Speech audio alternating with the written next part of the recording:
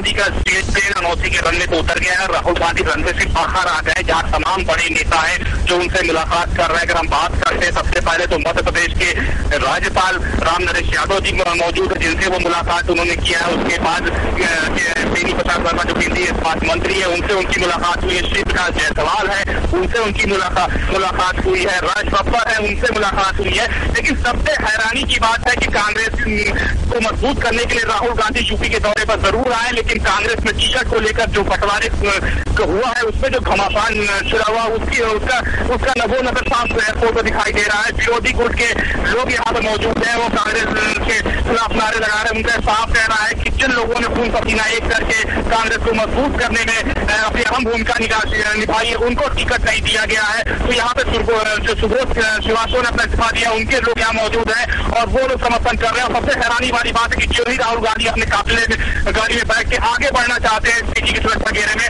वो लोग आगे कूद जाते हैं, गाड़ी के आगे कूद जाते हैं। सीजी ने किसी तरह उनको संभाला है और राहुल की पूरी सुरक्षा व्यवस्था में छेद होती है। वो वहां तक पहुंचते हैं, उनको बकायदा ज्ञापन दिया जाता है। तो करीब सैकड़ों की संख्या में सुबोध श्रीवास्तव के समर्थक यहाँ पहुंच गए थे। पूरे मौसी एयरपोर्ट से हड़कंप सा माहौल मच गया है। किसी को यह समझ में नहीं आ रहा है कि कौन कांग्रेस के समर्थन में है, कौन कांग्रेस का विरोध कर रहा है।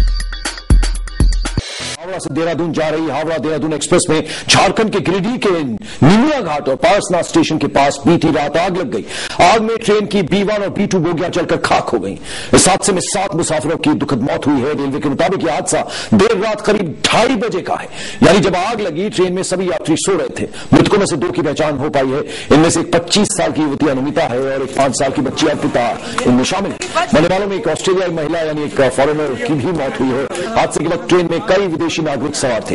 रेलवे ने मृतक के रिश्तेदारों को 5 लाख रुपए के मुआवजे का ऐलान किया है।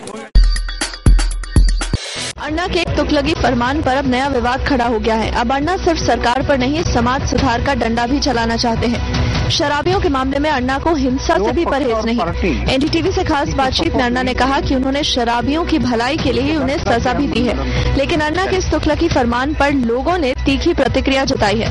लोग कहते हैं कि अन्ना भ्रष्टाचार के खिलाफ लड़ रहे हैं और वही काम करें। दूसरी ओर कांग्रेस के प्रवक्ता मनीष तिवारी ने कहा कि अन्ना तालिबान की बोली बोल रहे हैं।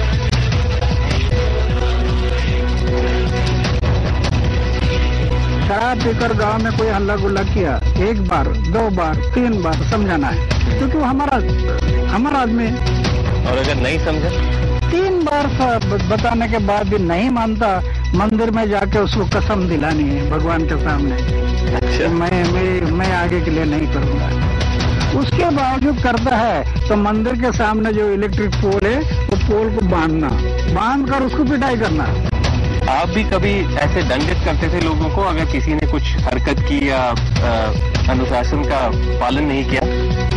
कभी कभी आपको भी करना पड़ा, क्योंकि माँ के नाते है। संसद का शीतकालीन सत्र शुरू हो रहा है, मगर यकीन मानिए आज जिस तरह के हंगामे की उम्मीद है वो यकीनन यूपीए और एनडीए में इस तरह की कड़वाहट पैदा करेगा जो आने वाली राजनीति की दिशा को तय कर सकता है। जी हां, गृह मंत्री चिदंबरम को बॉयकॉट करने का आह्वान कर दिया एनडीए ने, और यह पहली बार नहीं है जब इतिहास में किसी मंत्री का बॉयकॉट किया गया हो। शुरुआत इसकी शायद कांग्रेस ने की थी पूर्व रक्षा मंत्री जॉर्ज फर्नांडिस के बॉयकॉट से, उसके बाद लालू प्रसाद यादव को यह गौरव हासिल हुआ और अब Chidambaram.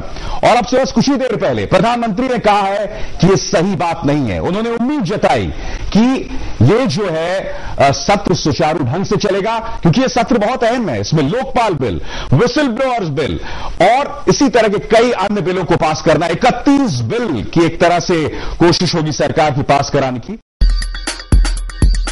Another low for the rupee. How much worse is it really going to get before it can get better?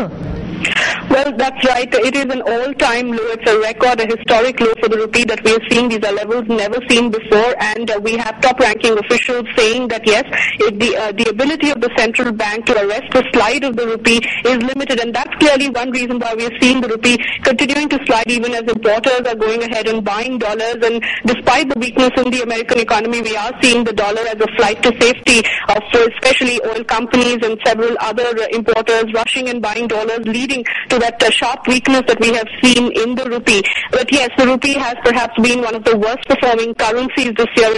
It's down 14% already, making it Asia's worst performing currency and the world's third worst performing currency.